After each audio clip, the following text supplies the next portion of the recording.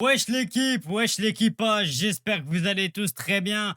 Vidéo où ça va parler de Mika Götze, c'est du mercato général un peu, mes vidéos concentrées sur Mika Götze, du Paris Saint-Germain. Juste avant que je commence, merci les frères, à tous ceux qui prendront le temps à liker, s'abonner, etc. pour le référencement. Comme vous le savez, j'étais en vacances, un grand merci à tous ceux qui m'ont envoyé des messages.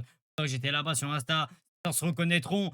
Merci les gars, et on reprend le charbon. On va commencer les mecs directement par une info que je vous montre juste ici. Et cette info date d'il y a seulement, dites-vous, 24 heures, même pas, il y a quelques heures en vrai. C'est passé cette nuit. Le PSG entame des discussions pour signer Mika Götze 2005 en tant qu'ailier. Le joueur de l'Ajax viendrait rajouter une option sur les ailes du Paris Saint-Germain. Waouh! Waouh, bon, alors, celle-là, je m'y attendais quand même pas. Il faut dire les termes. Celle-là, elle est un peu choquante parce que, en vrai, Mika Götze, c'est quand même un joueur qui, grand talent, qui joue quand même dans un. Bon, c'est pas un des 5 championnats, mais c'est quand même un bon championnat. Un joueur assez jeune qui vaut pas trop cher. Ça, en vrai, on va en parler. Et ça fait suite aussi à l'échec de la piste Yann Diomandé qui a été catastrophique, vraiment entre ce que demandait déjà le joueur, le temps aussi qu'on a mis, il faut dire les termes, ça a été grave long. Donc, sur tout ça, on a sur certaines choses abusé lui aussi. Il y a des trucs, de toute façon, où je pense que heureusement que ça s'est pas fait sur certaines choses qui sont sorties. Je pense que c'est mieux qu'on ne l'ait pas fait. En tout cas, il y a dans tous les cas des bonnes choses. Je vous mettrai, pour ceux qui ne connaissent pas le joueur, une compile de ses highlights dans la description. Ceux qui veulent pour aller voir de quoi le joueur en est capable. Pas de grosses choses. Après, un highlight, c'est ses meilleures actions. Donc forcément, ça vend du rêve. C'est pas tout un match complet, bien sûr.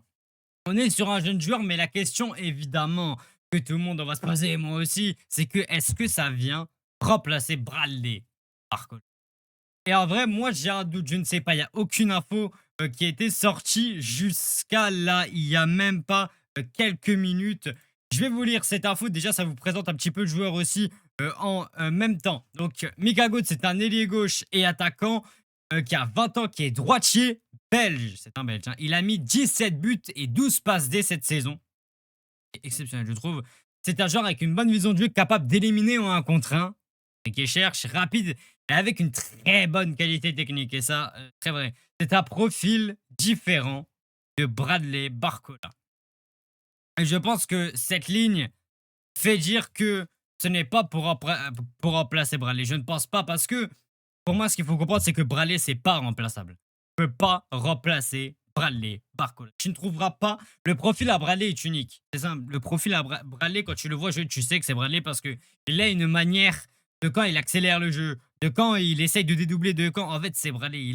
Il a quelque chose que personne n'a. Mais je vois ce qu'on veut faire, je vois le projet. Et ça, d'ailleurs, c'est sorti dans l'ombre. On a bossé sur ça dans l'ombre parce que rien n'avait fuité jusqu'à hier. Et apparemment, Campos a même eu le temps d'aller discuter avec le joueur. Il s'est passé beaucoup de choses, en fait, depuis que Diomandé c'est fini. Et là, le mercato va beaucoup s'accélérer.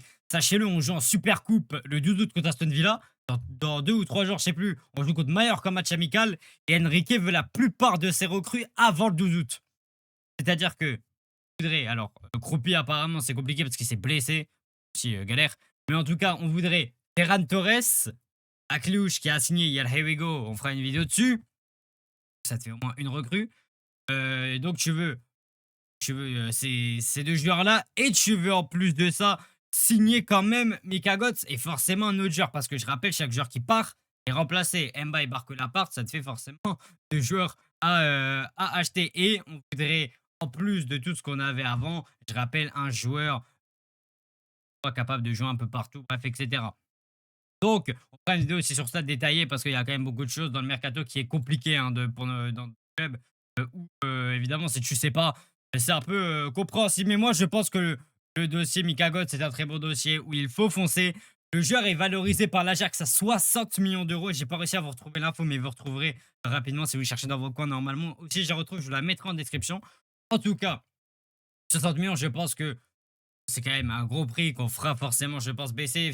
Parce que le joueur a quand même donné son accord, entre guillemets, qu'il voulait venir PSG. Je vous mets un tweet ici qui le dit de Fabrizio Romano. C'est lui d'ailleurs qui a sorti l'info. Donc, le Paris Saint-Germain, comme on a dit, a entamé des discussions pour signer Mika Götze depuis l'Ajax en tant que nouvel ailier. ailier belge talentueux vu comme option en plus de Marnay Saclouche, presque bouclé, il y a le Hewigan entre-temps, hein. Tous les cas, l'Ajax voulait garder Götze, mais maintenant est au courant des discussions initiales du PSG pour ce talent de 21 ans. Donc, le joueur, alors il n'y a pas écrit, c'est pas cette info-là, mais en tout cas, il y a écrit, je crois que c'est un tweet d'ActuFoot peut-être, si je dis pas de conneries, que le joueur peut venir au PSG, ça va aider les négociations. Il pourra faire blocus, entre guillemets, à sa direction, il pourra faire baisser le prix. Ça, ce serait une très bonne chose. Une très bonne chose. Moi, je pense que le montant, allez, ça se situe entre du 45 et 50 millions à prix à Cléouche, quoi. Je pense. Ouais, dans les prix comme ça, je pense pas que ça ira. Je pense que s'il demande, si on met quand même 55-60, c'est quand même excessif. Déjà que tu recrutes à Clouche 50, il fait partie des joueurs déjà les plus chers de l'histoire du PSG. Donc ça aussi, ça va lui mettre une pression. Bon, Mikago, ça va être autre chose. On verra tout ça. Mais donc apparemment, ça peut être fait aussi très rapidement, hein. Ça peut être fait très, très rapidement.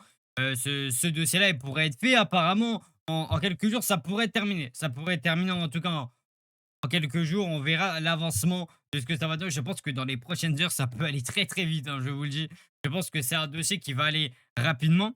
Surtout qu'il y a très peu de concurrence dessus, hein, surtout parce que voilà, on sait, le Real voulait Diomandé. Bon, d'ailleurs, il se passe une galère complète sur le dossier Diomandé quand j'étais pas là. Il s'est passé de il va au Real, on revient dessus, il repart au Real, il prend l'avion pour aller finalement à Leipzig. C'est un vrai bordel. En tout cas, Diomandé, merci pour l'a pas pris sur ça parce que quelle galère vraiment sur ça. Mais en tout cas, n'hésitez pas à me donner votre avis pour moi sur le dossier Mikagot, si vous le voulez ou non. Pour moi, quand même, il est jeune, rapide, talentueux, bon un contre un.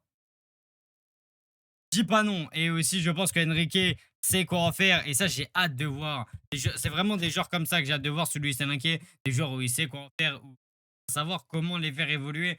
Tout simplement, on verra. Ils vont évoluer.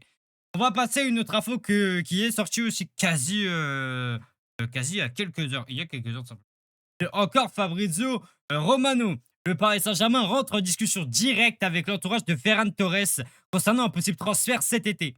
Le Barça ne veut pas vendre Ferran. La seule possibilité est si Ferran demande à quitter le club.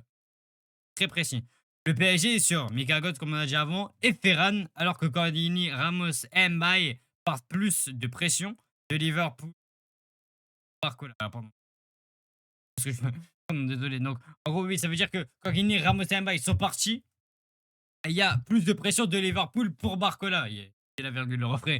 En tout cas, donc ça veut dire que Ferran, le seul moyen qu'il vienne à Paris, ça veut dire qu'il voudrait de lui-même, qu'il dise à sa direction qu'il quitte le Barça. D'ici là, on pourrait y aller. Parce que le Barça ne veut plus le vendre depuis qu'il est champion du monde, d'ailleurs, justement. Parce qu'on a vu, il y a des infos qui sont sorties là-dessus que, en fait, elle n'a pas trop respecté Ferran. Au Barça n'a pas été réellement respecté. Certaines choses, ça l'a pas fait confiance, même en deuxième, troisième renfort, même sur ça, ça l'a pas fait confiance. Confiance, pardon, il l'a très très mal pris, apparemment. Donc, moi, les gars, Ferran, croyez-moi, c'est quand vous voulez. Parce que les gars, Ferran, les gars, j'ai l'impression, pas en style de jeu ou quoi, hein, mais de la façon où il est au Barça, et s'il peut venir à Paris, on est sur la régène du transfert là, à Dembélé, hein. Ouais, c'est une régène, carrément.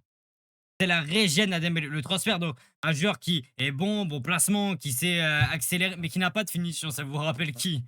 Ousmane Dembélé, je vois.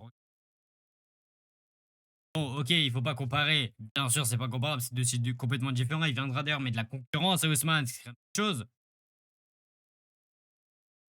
Les gars, tout open, hein, les gars, c'est quand vous voulez, hein. C'est quand vous voulez. Non, mais en tout cas, en vrai, même si ça ressemble beaucoup à comme ce qui s'est passé pour Ousmane quand il est venu. En tout cas, moi, bien sûr que Ferran Torres, je prends tous les jours. Alors, Croupier aussi, j'aurais bien surpris. J'étais très hype par Croupier et Diomandé. Bon, Diomandé, c'est mort. C'est pas encore mort, mais ça a l'air d'être très compliqué.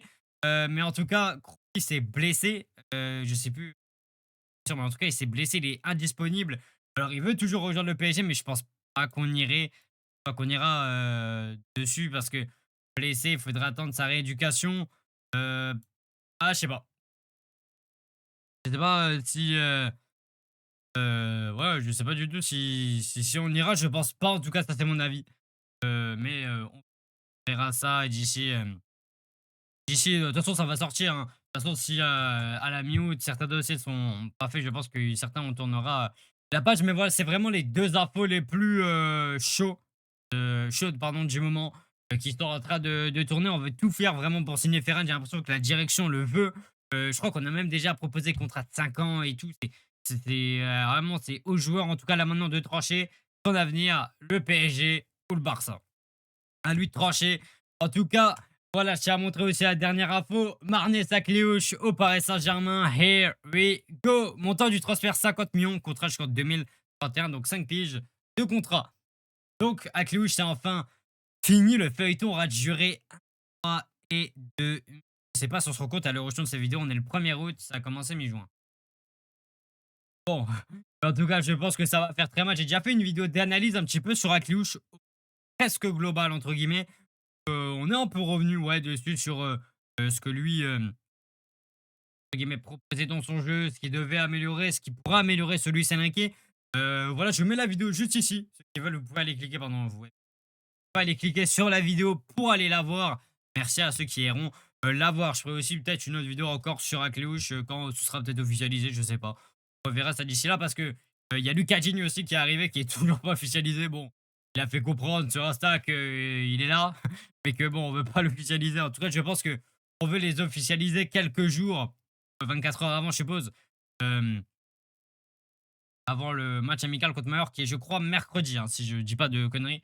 Mais, euh, mais voilà, donc on verra ce que ça donnera. Le dossier vraiment qui, moi, hype le plus, c'est Mika Götze. Ferran aussi, hein, bien sûr, Ferran, vraiment, ça me hype. Aussi, Gini, hâte de voir pour faire la concurrence à Mendes et en Ligue 1. Ce que donnera Lucas Gini aussi, j'ai hâte de voir. Je pense qu'il jouera d'ailleurs peut-être les premiers matchs, hein, parce que Mendes, je rappelle, blessure, etc. Donc, on verra là pour l'instant. En tout cas, merci à tous ceux qui ont regardé cette vidéo jusqu'au bout. Un grand merci à tous ceux qui sont abonnés aussi, likés, etc. Pour le référencement, c'était le retour des vacances et la petite vidéo chill, tranquillement. On se retrouve demain, live mercato, à partir de 16 h. Merci à ceux qui viendront.